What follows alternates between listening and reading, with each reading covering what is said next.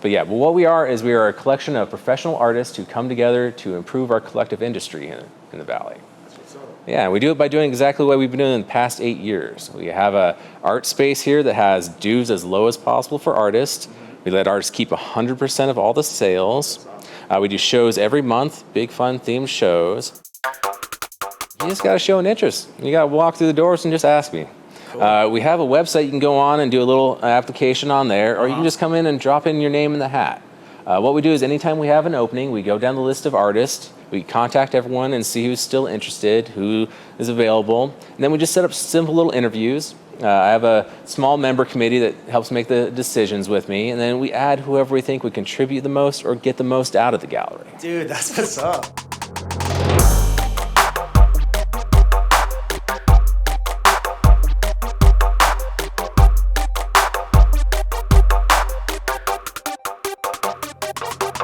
Yeah, it was a big change. We've been around for around 8 to 9 years now. Okay. I started this back just as I guess you could say an experiment. Okay. I was doing pop-up art shows around town, and one of the sponsors for my art shows leased out the Harbert Lumber building down on South 7th Street. Okay. He wanted to make it a big concert venue, t-shirt venue, yada, yada, yada. Asked me if I wanted to open up an art gallery in the corner. I just got my tax refund back, and I was like, okay, yeah, I'll give it 6 months. We'll see where it goes. We made it a year there. We moved to Main Street after that. We kind of bounced around a couple different places down here on Main Street. And then in this last year, when we moved here into the old Benja's shoe building, we had a big change. We just became a nonprofit entity now. Nice. Before I was a sole proprietor, and it's hard to run a artist co-op and say it's a co-op when if there is any money made, someone gets it at the end of the day. Right. Not saying I ever made any money doing this, and I won't admit how much money I put into it over the years. Might be embarrassing. Yeah, was never really the point of this gallery. This entire gallery was just made to be a self-sustaining art gallery for artists to come, show their stuff, keep 100% of all the sales, and just have a fun time. So yeah, when we moved here at the beginning of the year, I applied for nonprofit status. Okay. We were going to go for a 501c3 status, which is the general normal one everyone's kind of aware of. Okay. Unfortunately, we didn't apply, or we didn't qualify for that.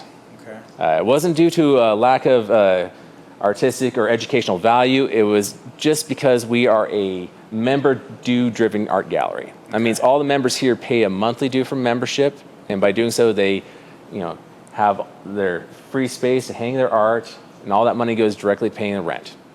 Well, the IRS sees that as a vehicle for the advancement of the careers of the artists.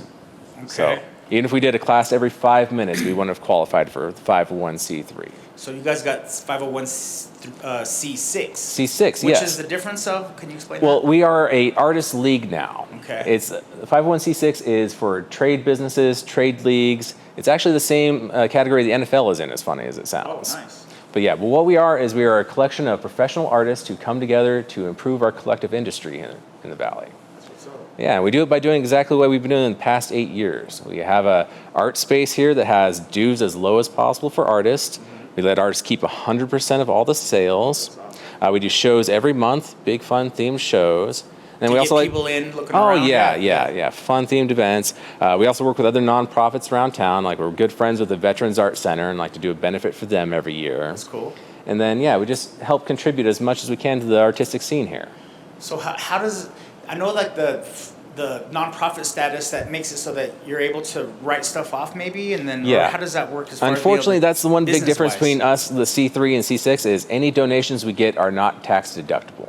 That's the one big drawback. So anyone who does donate to us, they're doing it out of the goodness of their hearts. Right. If you see anyone who donates or supports us, they are doing it for the art scene. They're not doing it for a The tax write-off. write-off. No, they're just doing it out of the goodness of their hearts. Okay.